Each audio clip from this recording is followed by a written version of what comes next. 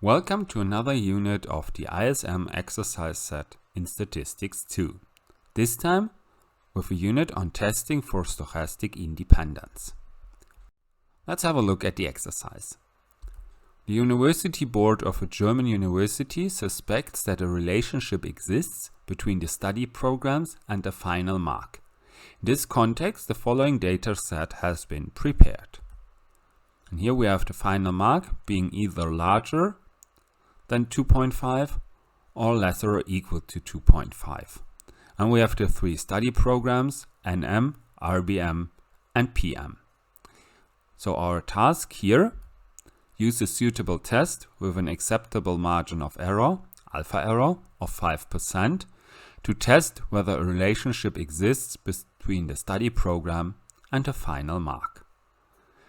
So we're going to use here a chi-squared test of stochastic independence because we're going to compare or test for a relationship between two variables, and at least one of the two variables, the study program, is nominally scaled. So in this case, the only thing we have is just the possibility of calculating chi-squared statistic. Well, how are we going to go about this? So the first step is we copy the data we have, the given frequencies, and we extend this table for sums of all the columns and all the rows. So the sums we calculate here by summing up all the values to the left or above are the so-called marginal frequencies. And in addition, if we sum up all marginal frequencies in the columns or the rows, we get the overall number of observations, which here is 1,700. Based on these results, we can then do the most important part in this context and calculate the so-called expected frequencies. So expected frequencies, they mean if all the values were equally distributed across the six different combinations here, 3 study programs, 2 categories for the marks, then we would get the expected frequencies. Then, well, chi-squared just measures how close are the given frequencies to those expected frequencies where there's basically no structure inherent in the data. Okay, but how are we calculating the expected frequencies? For this, we copy the table and additionally also copy the marginal frequencies. And then for each of the 6 entries, we multiply the marginal frequency of the column with the marginal frequency of the row and divide this by the overall number of observation. So for the upper left part, we multiply 840 and 1460 and divide this by 1,700. If we do this, we get as a result 721.41. And the same scheme we apply for all the other 5 entries.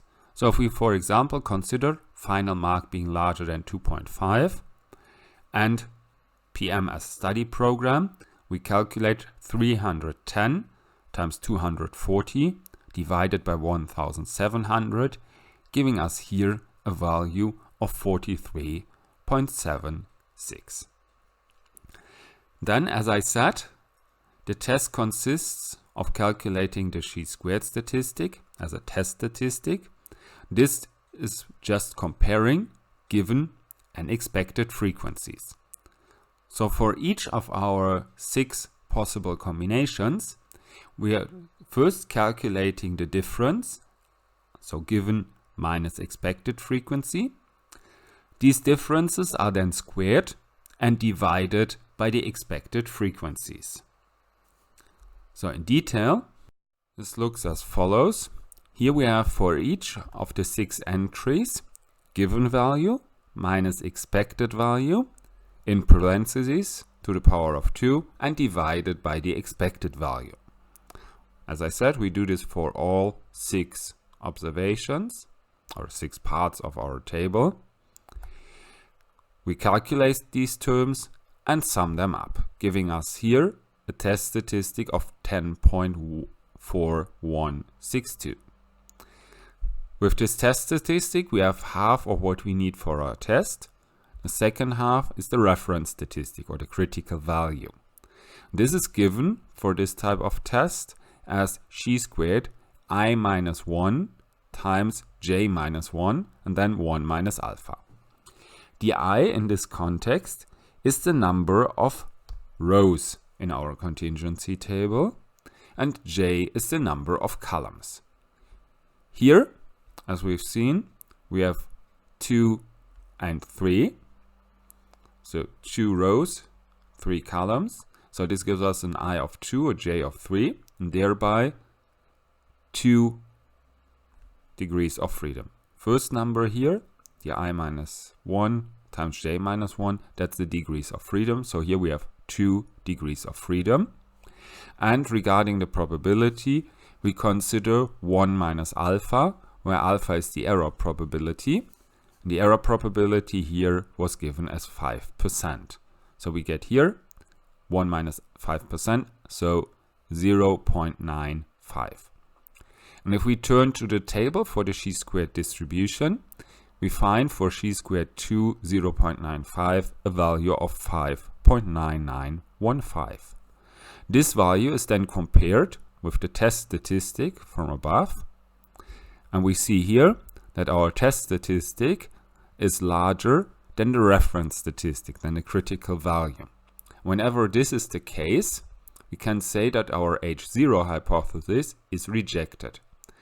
And the H0 hypothesis in this context proposes that the two variables are stochastically independent. So here, if we reject this, we can say study program and the final mark of the students are stochastically dependent. Or in other words, there is a relation between the study program and the final mark of the student. That's then the conclusion to this exercise, and I hope you enjoyed listening to it. If you want to see more exercises, feel free to visit the rest of the exercise set or have a look at the corresponding playlist. I'd say goodbye and see you next time.